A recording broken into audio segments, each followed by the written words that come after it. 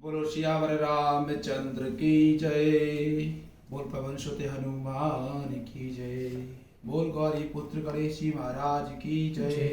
बोल माँ सरस्वती मैया की जय। तो आज हम अपने सभी श्रोताओं को अयोध्या में जो श्री राम लला जी की प्राण प्रतिष्ठा हो रही है, आज दिनांक 22 जनवरी 2024 हम सब सनातनियों के लिए बहुत ही शुभ दिन है।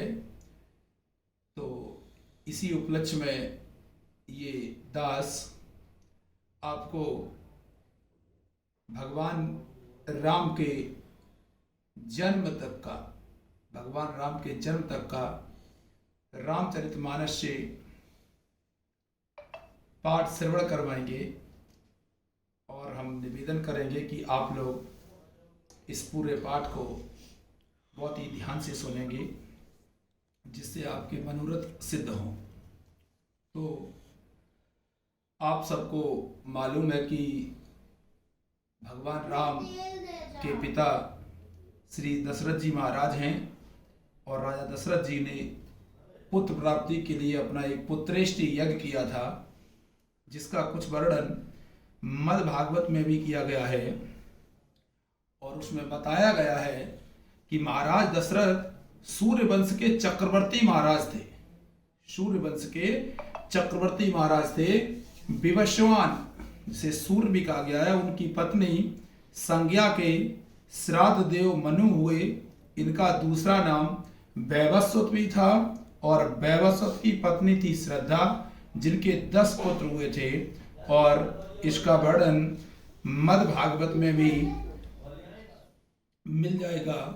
और ये कहते हैं, श्लोक है एक, इक्ष्वाकुनृग सर्यातिदिष्ट दृष्ट करुषकान् नरिष्यन्तं प्रसदं च नवगं च कवि विभो। अर्थात ये जो 10 पुत्र के नाम बताए गए हैं, जिसमें पहला इक्ष्वाकु, फिर नृग, फिर सर्याति, दिष्ट, धृष्ट, करुष, नरेष्यंत, प्रसघ्र, नवग और कवि।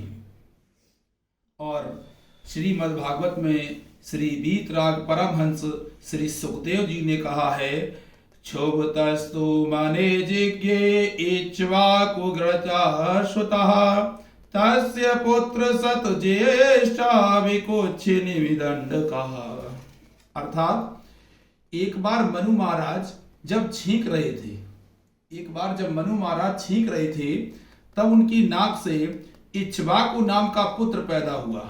ऐसा किंवदंती नहीं है भक्तों, ऐसा लिखा हुआ है, भागवत में लिखा हुआ है क्या कि जब मनु महाराज एक बार छींक रहे थे, तब उनकी नाक से इक्ष्वाकु नाम का पुत्र पैदा हुआ, जिसके 100 पुत्र हुए, जिनमें 3 को बहुत प्रमुख बताया गया है भागवत पुराण में। एक विकुच्छ, दूसरा निमि और तीसरे दंडक।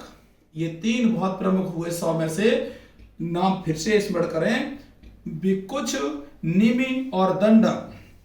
इक्ष्वाकु के बाद में विकुच्छ राजा बना। इसका पुत्र जो हुआ वो पुरंजय हुआ, और पुरंजय का अनीना हुआ, अनीना के पृथु, पृथु के विश्वरंध्री के चंद और युवनाश हुए। युवनाश का सावगस्त, वृद्धस्रव, कुबलायव, द्रार्व, हर्यश्व, निकुंभ, बाणाश्च, क्रास्व, सेनजित, युवनाश, मानदाता के 3 पुत्र पुककुत्स, अम्बरीश और मुचकंद, और 50 कन्याएं हुई थी। पुरकुत्स और त्रसद्रुस्य अनरणय, हर्यश्व, अरुण, त्रिवंदन, सत्यव्रत, यह त्रिशंकु कहलाया। इसके हरिश्चंद्र, रोहित, हरित, चंप, सुदेव, विजय, भरुक, ब्रक, बाहुक, सगर, असमंजस, अंशुभ, दिलीप, दिलीप के भगीरथ, फिर श्रुत, नाव, सिंधु, दीप, आयुतायु, ऋतुपर्ण, सर्वकाम, सुदास, अश्मक, मूलक, और मूलक के दशरथ, एडविड, विश्वसाय, खटवांग हुए थे। और वेंकटेश्वर प्रेस बंबई वाली रामायण में भगीरथ जी का पुत्र काकुत्स बताया गया है।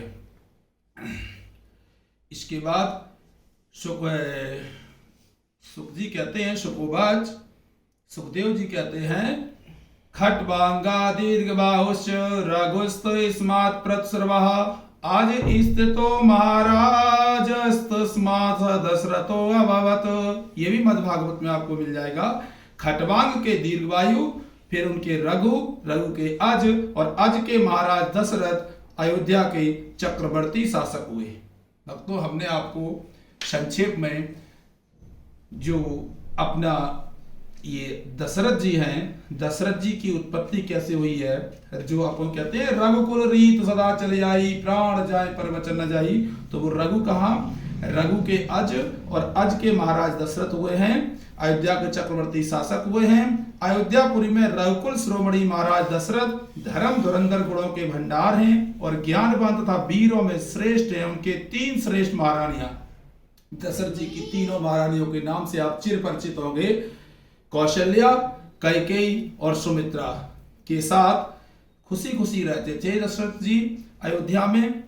तो एक चौपाई है रामचरितमानस में, एक बार भूपति मन माही, भय गलानि मोरे सुत नाही, गुरु गृह गयउ तुरत मैं पाला, चरण लागी करि विनय विशाला।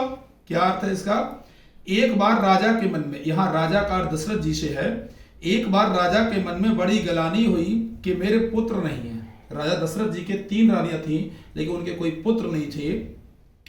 तो राजा तुरंत ही गुरु के घर गए और चरणों में प्रणाम कर बहुत विनय की और बोले कर चुका विवाह 3 फिर भी फल उसका मिला नहीं, बोले कर चुका विवाह 3 फिर भी फल उसका मिला नहीं, है चौथापन आने वाला हृत कमल अभी तक खिला नहीं, है चौथापन आने वाला हृत कमल अभी तक खिला नहीं। दशरथ जी ने अपने गुरु को प्रणाम किया और बोले, गुरुदेव हम 3 शादियां कर चुके हैं, 3 विवाह कर चुके हैं और हमारा चौथापन आने वाला है। उम्र ढल चुकी थी दशरथ जी की, तो बोल रहे हैं कि अभी हृत कमल अभी तक खिला नहीं। तो बताया कि हमारा कोई उत्तराधिकारी नहीं है और हम चक्रवर्ती महाराज हैं। तो उनके गुरु जी वशिष्ठ जी ने सांत्वना देकर कहा, चौपाई में बताया है मानस में, धरऊ धीर होय सुतचारी, त्रिभुवन विदित भगत भयहारी। अर्थात राजन वशिष्ठ जी कहते हैं दशरथ जी से, राजन धीरज रखिए, आपके यहाँ एक नहीं 4 पुत्र होंगे जो तीनों लोगों के कष्टों भय का निवारण करेंगे। वशिष्ठ जी की आज्ञा से महाराज दशरथ जी ने अपने प्रमुख मंत्रियों और ऋतुजों को बुलाकर मंत्रणा की। इसमें प्रमुख मंत्री महाराज दशरथ जी के 8 मंत्री थे, जो एक श्लोक में वर्णित किए गए हैं। धृष्टिर जयंतो विजयः, सुराष्ट्रो राष्ट्रवर्धना, अकोपो धर्मपालश्च, सुमंत्र सचाष्टो मर्थवित। उनके नाम इस प्रकार हैं, धृष्टि, जयंत, विजय, सुराष्ट्र, राष्ट्रवर्धन, अकोप, धर्मपाल और सुमंत्र। ये वाल्मीकि रामायण के बालकांड में 7वें सर्ग में 3रा श्लोक आपको मिल जाएगा, जिसमें इन राजा दशरथ जी के 8 मंत्रियों का नाम वर्णित किया गया है। इनमें सुमंत्र नाम के जो महामंत्री हैं वो अर्थशास्त्र के प्रकांड ज्ञाता थे और प्रमुख ऋत्युजो द्वाभीमतो, तस्यास्मृषि सत्तमो, वसिष्ठो वामदेवस्य मंत्रिश्च तथा परे, सुयज्ञो ययापत जावलिः, काश्यप्योऽप्यथ गौतमा, मार्कंडेय सुदीर्घायुस्तथा कात्यायनो ध्वजः। इस श्लोक का अर्थ सुने भक्तों। ऋषियों में श्रेष्ठतम वशिष्ठ और वामदेव ये 2 महर्षि राजा के माननीय पुरोहित थे, जिन्हें ऋतुज कहा जाता है संस्कृत में। अपन लोग कहते हैं पुरोहित, तो उस समय संस्कृत में इन्हें ऋतुज कहा जाता था। इनके सिवा सुयज्ञ, जाबाली, काश्यप, गौतम, दीर्घायु, मार्कंडेय और विप्रवर कात्यायन भी महाराज के मंत्री थे। तो राजसभा में राजाओं की उस समय राजसभा हुआ करती थी। जैसे अपने यहाँ विधानसभा और लोकसभा राज्यसभा होती है, ऐसे राजाओं के मंत्री बैठ के राज्यसभा किया करते थे।